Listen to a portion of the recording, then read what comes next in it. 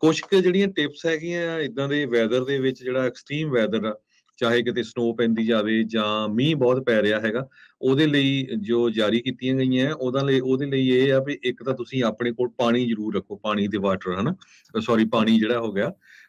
ਤੇ ਕੀ ਹੁੰਦਾ ਵੀ ਕਈ ਵਾਰੀ ਆਪਾਂ ਪਾਣੀ ਨਹੀਂ ਰੱਖਦੇ, ਵੀ ਟੈਪ 'ਚ ਆਈ ਜਾਣਾ, ਹੋ ਸਕਦਾ ਕਿਤੇ ਪਾਣੀ ਬੰਦ ਵੀ ਹੋ ਸਕਦਾ ਹੈਗਾ, ਹਨਾ। ਸੋ ਬੋਤਲਾਂ 'ਚ ਕੁਛ 5-5 ਗੈਲਨ ਵਾਲੀਆਂ 'ਚ ਪਾ ਕੇ ਰੱਖੋ। ਪਰਸਨਲ ਪ੍ਰੋਟੈਕਟਿਵ ਇਕਵਿਪਮੈਂਟ ਜ਼ਰੂਰ ਰੱਖੋ।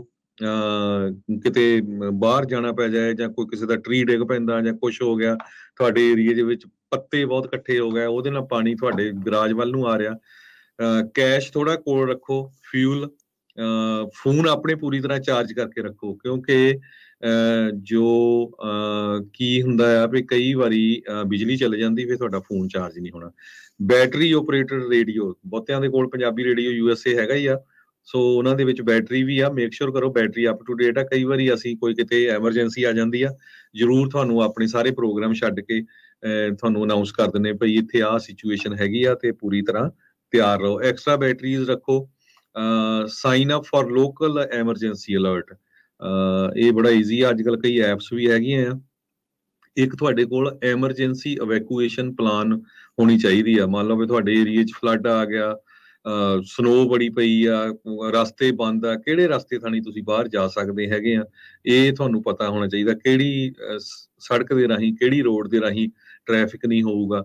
ਸੋ ਇੱਕ ਇਹ ਆ ਵੀ ਮੋਨੀਟਰ ਰੋਡ ਤੇ ਵੈਦਰ ਕੰਡੀਸ਼ਨ, ਇਹ ਜ਼ਰੂਰ ਪੂਰੀ ਤਰ੍ਹਾਂ ਚੈੱਕ ਕਰਦੇ ਰਹੋ। ਇਹ ਜੋ ਸਾਰੀਆਂ ਚੀਜ਼ਾਂ, ਜੋ ਸਟੈਪ ਦੱਸੇ ਗਏ ਆ, ਇਹ ਕੈਲੀਫੋਰਨੀਆ ਗਵਰਨਰ ਦਾ ਜਿਹੜਾ ਆਫਿਸ ਆਫ ਐਮਰਜੈਂਸੀ ਆ, ਉਹਨਾਂ ਵੱਲੋਂ ਇਹ ਦੱਸੇ ਗਏ ਆ ਤੇ ਆਪਾਂ ਤੁਹਾਡੇ ਨਾਲ ਇਹ ਸ਼ੇਅਰ ਕੀਤੇ ਆ। ਜੀ ਬਿਲਕੁਲ, CHP ਵੀ ਦੱਸ ਰਹੀ ਹੈ, ਕਹਿੰਦੇ ਵੀ ਜਿਹੜੇ ਵੈਟ ਵੈਦਰ ਦੇ ਲਈ ਆਪਣੀਆਂ ਗੱਡੀਆਂ ਨੂੰ ਤਿਆਰ ਰੱਖੋ। ਮੇਕ ਸ਼ੋਰ ਕਰੋ ਵੀ ਤੁਹਾਡੇ ਟਾਇਰਾਂ ਜਿਹੜੇ ਗੰਜੇ ਨਾ ਹੋਣ, ਵੀ ਉਹਦੇ ਤੇ ਜਿਹੜਾ ਟਰੈਡ ਜਿਹੜਾ ਆ ਉਹ ਹੋਵੇ, ਵਾਈਪਰ ਤੁਹਾਡੇ ਚੰਗੀ ਤਰ੍ਹਾਂ ਜਿਹੜੇ ਉਹ ਚੱਲਦੇ ਹੋਣ, ਹੈਡਲਾਈਟਸ ਜਿਹੜੀਆਂ ਤੁਹਾਡੀਆਂ ਠੀਕ ਹੋਣ। ਹਾਈਡਰੋਪਲੇਨਿੰਗ ਕਹਿੰਦੇ ਵੀ ਇਸ ਦੇ ਵਿੱਚ ਸਭ ਤੋਂ ਖਤਰਨਾਕ ਚੀਜ਼ ਜਿਹੜੀ ਆ ਉਹ ਰਹਿੰਦੀ ਆ। ਹਾਈਡਰੋਪਲੇਨਿੰਗ ਕੀ ਹੁੰਦੀ, ਜੇ ਥੋੜਾ ਐਕਸਪਲੇਨ ਕਰਦੇ ਜਾਈਏ, ਜਦੋਂ ਕਿਤੇ ਪੱਧਰ ਪਾਣੀ ਕਿਤੇ ਖੜਾ ਹੁੰਦਾ ਆ ਤੇ ਆਪਾਂ ਸੋਚਦੇ ਵੀ ਆਪਾਂ ਗੱਡੀ ਭਾਰੀ ਆ ਤੇ ਵਿੱਚੋਂ ਦੀ ਨਿਕਲ ਜਾਾਂਗੇ। ਜਦੋਂ ਤੇਜ਼ ਕੱਢਣ ਦੀ ਕੋਸ਼ਿਸ਼ ਉਹਦੇ ਵਿੱਚੋਂ ਹੁੰਦੀ ਆ ਤਾਂ ਪਾਣੀ ਜਿਹੜਾ ਟਾਇਰ ਆ ਉਹ ਗੱਡੀ ਦਾ ਉਸ ਪੱਧਰ ਦੇ ਉੱਤੇ ਸਕਿੱਡ ਕਰ ਜਾਂਦਾ ਤੇ ਯੂਜਲੀ ਗੱਡੀ ਜਿਹੜੀ ਆਊਟ ਆਫ ਕੰਟਰੋਲ ਹੋ ਕੇ ਐਕਸੀਡੈਂਟ ਦਾ ਖਤਰਾ ਹੁੰਦਾ ਆ। ਸੋ ਜਦੋਂ ਮੀਂਹ ਪੈਂਦਾ ਹੋਵੇ, ਸਿਆਣਾ ਬੰਦਾ ਤਾਂ ਵੈਸੇ ਬਹੁਤੀ ਤੇਜ਼ ਨਹੀਂ ਚਲਾਉਂਦਾ, ਪਰ ਜਿੱਥੇ ਪੱਧਰ ਹੋਵੇ ਤਾਂ ਉੱਥੇ ਹਮੇਸ਼ਾ ਹੀ ਪਾਣੀ ਜਿੱਥੇ ਖੜਾ ਹੋਵੇ ਉੱਥੇ ਹਮੇਸ਼ਾ ਹੀ ਸਲੋ ਗੱਡੀ ਜਿਹੜੀ ਉਹ ਕੱਢਣੀ ਹੈਗੀ ਆ। ਸੋ ਇਹ ਜਿਹੜਾ ਧਿਆਨ ਰੱਖਣ, ਜਿਹੜੇ ਕੋਈ ਫੁੱਟ ਹਿਲਸ ਦੇ ਵਿੱਚ, ਪਹਾੜੀ ਇਲਾਕੇ ਦੇ ਵਿੱਚ ਰਹਿੰਦੇ ਆ, ਮੱਡ ਸਲਾਈਡਸ ਇੱਦਾਂ ਦੇ ਖਤਰੇ ਵੀ ਜਿਹੜੇ ਉਹਨਾਂ ਥਾਵਾਂ ਦੇ ਉੱਤੇ ਉਹ ਬਣ ਜਾਂਦੇ ਹੈਗੇ ਆ। ਸੋ ਹੁਣ ਦੇਖੋ ਕੀ ਹੁੰਦਾ ਆ।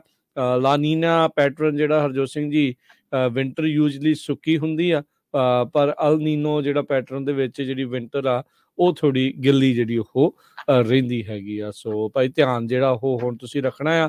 ਇਹ ਜਿਹੜਾ ਸਟਾਰਮ ਐਕਟੀਵਿਟੀ ਆ ਅਗਲੇ ਹਫ਼ਤੇ ਤੋਂ 1.5 ਤੋਂ 2 ਹਫ਼ਤੇ ਤੱਕ ਰਹਿਣੀ ਆ।